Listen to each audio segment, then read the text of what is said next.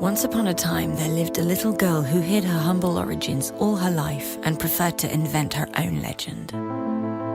Once upon a time, Gabrielle Chanel was born under the sign of the Leo to a traveling peddler and a laundress who died at 32, exhausted by life. Once upon a time, there was a father who abandoned his 5 children and had his 3 daughters sent away to an orphanage. At 12 years old, Gabrielle would never see him again. Forever after, she pretended that he had left to make his way in America. Once upon a time, there was an orphanage behind the walls of a convent, the Abbey of Aubazine, where Gabrielle spent nearly 7 years. The Romanesque purity of this ascetic world would inspire her sense of austerity and her taste for black and white, while the opulence of religious garments and ceremonial objects would spark her fascination with Baroque style, gold and colored gems in years to come. Once upon a time, there was a beautiful young girl who spent her days sewing and her nights singing in a cabaret before troops of cavalrymen.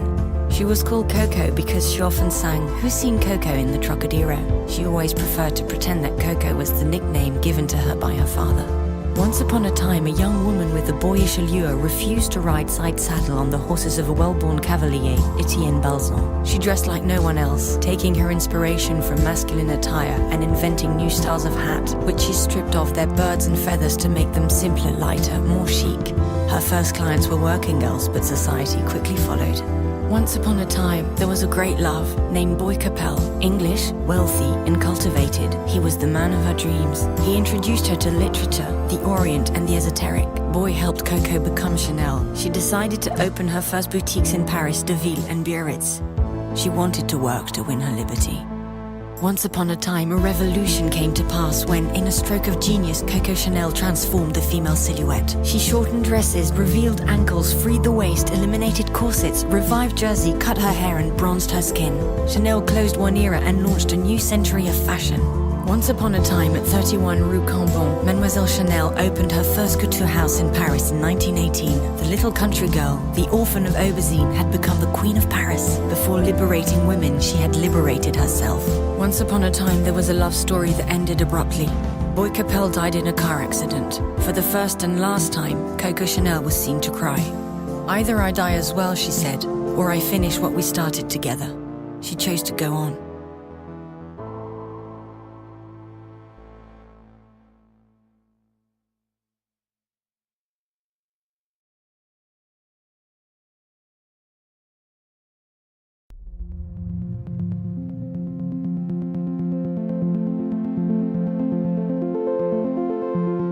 Once upon a time, in 1920, Coco became Mademoiselle. Europe had formed a fragile peace and women were embracing the style of the woman who had given them the right to comfort. Coco, who had just lost the love of her life, suppresses her sorrow in Venice, with Misia and José Maria Sert. Once upon a time there was Misia, the friend from Russia, faithful and formidable, a whimsical muse, friendly flatterer, inspiration to Proust, celebrated pianist and model for Toulouse-Lautrec, Renoir, Bonnard and Vuillard. Misia inspires Mademoiselle to fall in love with Italy and the Ballet Russe, and introduces her to her friends Cocteau, Stravinsky, Diaghilev, Ravel and Picasso. Once upon a time, a couturière was beloved by artists. She designs costumes for the theatrical presentations of Dulin and Cocteau, finances the Rite of Spring, houses Stravinsky and his family, helps Cocteau during his rehabilitation and discreetly arranges the burial of Diaghilev in Venice. Once upon a time there was a prosperous Russian, the Grand Duke Dmitri, refugee from the Great Bolshevik Revolution, a lover with a melancholy gaze. She's 8 years older than he. Dmitri infuses her collections with influences from the steppes of Russia, inspiring embroidery, furs and Byzantine jewels. Thanks to him, Mademoiselle meets Ernest Beau, perfumer to the Tsars, who creates in 1921 the ultimate perfume, No. 5. Once upon a time there was a gentleman with an English elegance, a luxury beyond aristocracy, the Duke of Westminster, the richest man in England. Gabrielle is inspired by his tweed jackets and his knit sweaters, by the vest of his valets, by the berets of his sailors. They fall in love. Westminster invites her to his houses and on board his yachts, sends a private train to collect her and showers her with flowers and jewels. Their love soon wanes. She'd never become a duchess. Once upon a time, black assumed the throne. At the opera, before the motley kaleidoscope of gaudy gowns, Gabrielle Chanel declares her distaste for the era, announcing, "These women, I'm bloody well going to dress them in black." Formerly reserved for house servants or for mourning, black becomes the ultimate color and the key to her success. The little black dress is born. Once upon a time, there were costume jewels, which Gabrielle Chanel loved to mix with precious stones. She reproaches the women of the world for wearing their fortunes around their necks, saying, "What counts is not the carats, but the illusion." Once upon a time, a triumph. The whole world wants to wear Chanel, including Hollywood, but Gabrielle quickly moves beyond the caprices of the silver screen and returns to France, establishing herself at the Ritz. Once upon a time in 1936, a company's founder is faced with 4,000 workers on strike during the spring of the Popular Front. They dare to defy her. Mademoiselle, by nature so unyielding, gives in. Once upon a time, the Second World War was announced. At 55 years, at the height of her glory, Gabrielle Chanel closes the atelier on the Rue Cambon. Convinced that this is no longer the time for fashion, she withdraws to Switzerland. But as one who liked to say, "I want to be part of what happens," Mademoiselle was far from having said her last word.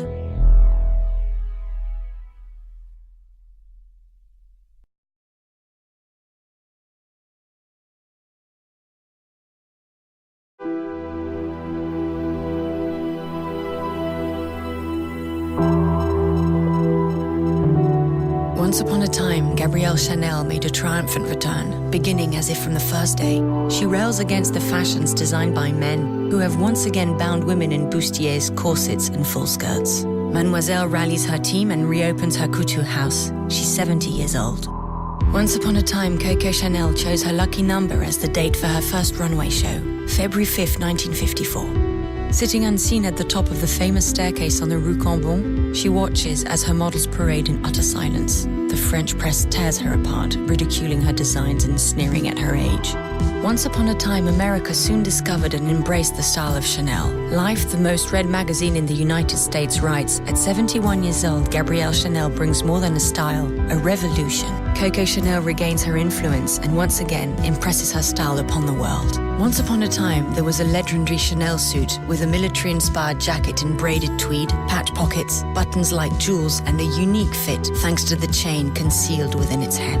Once upon a time, an instant classic, the Chanel suit was everywhere, seen in cities and in cinemas, worn by Marlene Dietrich, Brigitte Bardot, Romy Schneider, Grace Kelly, Ingrid Bergman, and Liz Taylor. Once upon a time, a fashion designer tirelessly pursued her life's work, each day adding to the allure of Chanel. The beige shoe with its black toe, the quilted bag and its chain shoulder strap, and later, as if in farewell, number 19.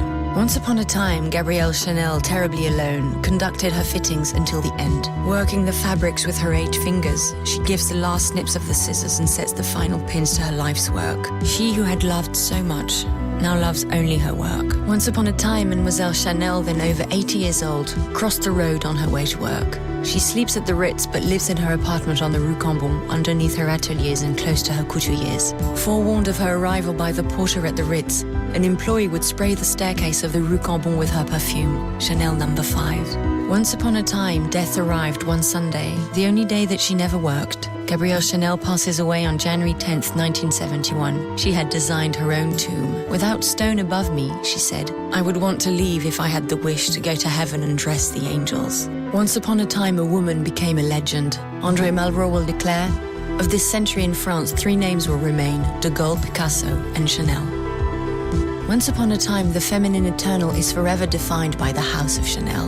Nearly half a century after the death of Mademoiselle, the style of Chanel endures thanks to the genius of Karl Lagerfeld, who never ceases to cultivate, to reinvent, and to exalt its legacy. Once upon a time, there was Chanel.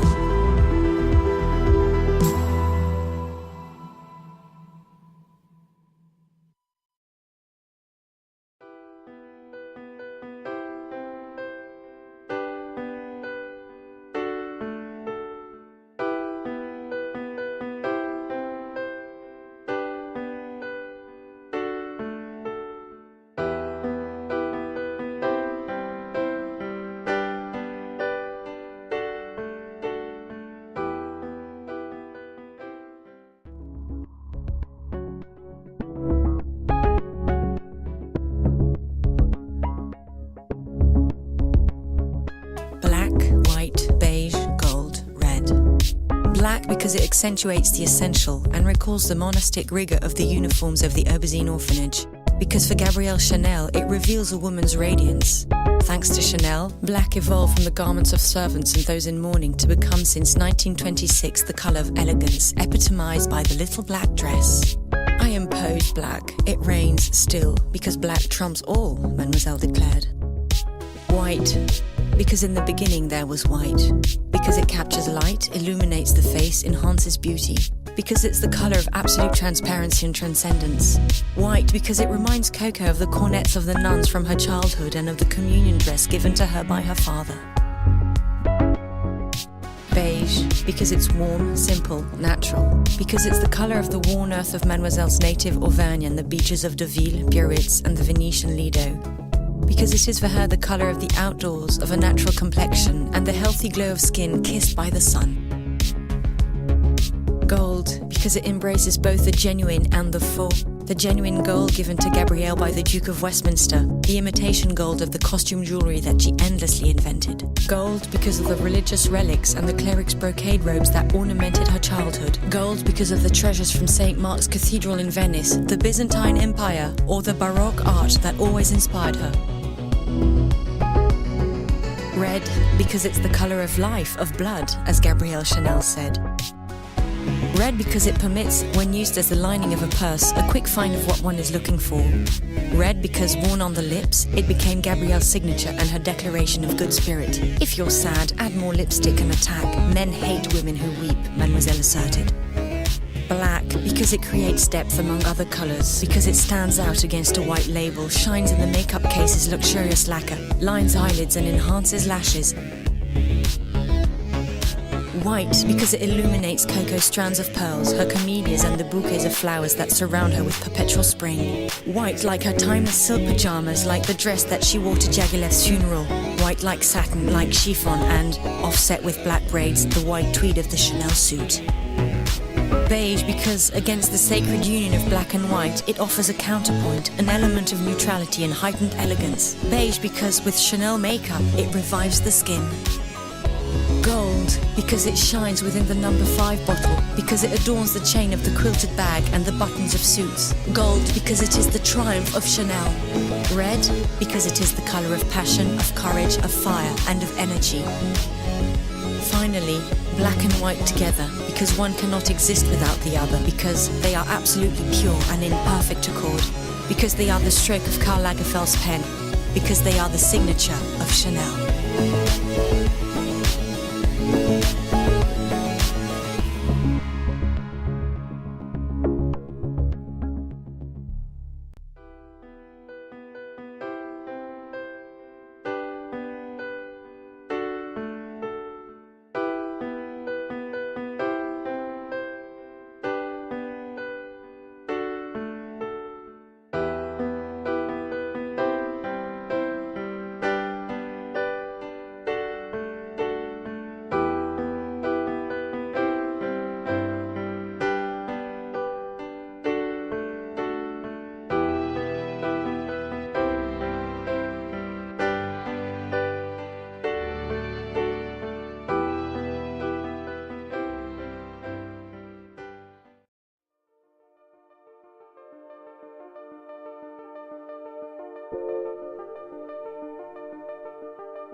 For the first time, a couturier revolutionizes the insular world of perfume by creating in 1921 her own fragrance, the first of its kind.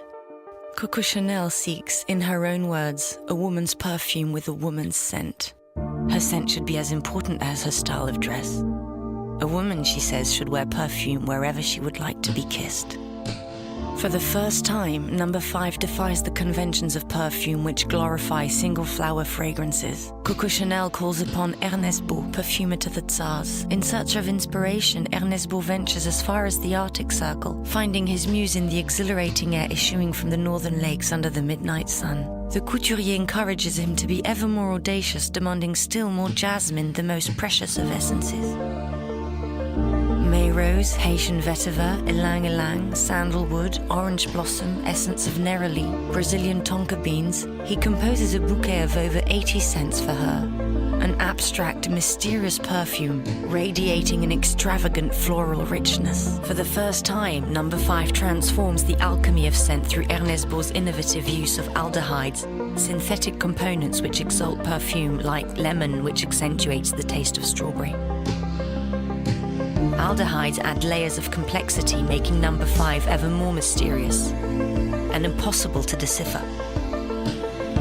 For the first time, number 5, a code, an identification number, makes the sentimental names for the perfumes of the day seem instantly out of date. It receives its name because Mademoiselle Chanel prefers the 5th sample Ernest Beau presents to her. According to some, she also chooses the number 5 because of its magical, luck-giving qualities. For the first time, a perfume is presented in a simple laboratory flacon, pure, austere, as bare as a vial. The minimal lines of the number 5 bottle distinguishes it from the mannered bottles of the 20s. Its sobriety ensures its timelessness. By some accounts, its stopper, cut like a diamond, is inspired by the geometry of the Place Vendôme. The original bottle adapts imperceptibly to its time. Number 5 becomes an icon of the 20th century. In '59, it is honored by the MoMA of New York, and Andy Warhol depicts it in a series of silkscreen. For the first time, at the liberation of Paris, American GIs flocked to the Chanel boutique on the Rue Cambon, lining up to bring bottles of number 5 to wives and fiancés waiting at home. From the United States to Japan, the fragrance's fame spreads. It soon becomes the best-selling perfume in the world. For the first time, number 5 pioneers a new form of advertising in the world of fragrance. In 1937, Mademoiselle Chanel herself is photographed at the Ritz for Harper's Bazaar. For the first time, a fragrance is advertised at the Super Bowl finals. Number 5 enjoys dizzying success. For the first time, number 5's place in history is secured when Marilyn Monroe, at the height of her stardom in 1952, reveals that she wears to bed just a few drops of number 5. So I said Chanel number 5. For the first time, Jacques Ellul, artistic director of Chanel between 1965 and 2007, features celebrities as incarnations of the iconic perfume. In 1968, Catherine Deneuve agrees to lend her French beauty to number 5, followed by Candice Bergen, Susie Parker, Ali McGraw, Lauren Hutton, Carol Bouquet, Estella Warren, Nicole Kidman, Audrey Tautou. For the first time in the history of number 5, a man agrees to represent the most feminine of fragrances, Brad Pitt. For the first time, a perfume created in 1921 is still the best-selling and most famous fragrance in the world. Number 5 resists the whims of fashion and the passage of time, as if Mademoiselle Chanel had found the formula for the feminine eternal.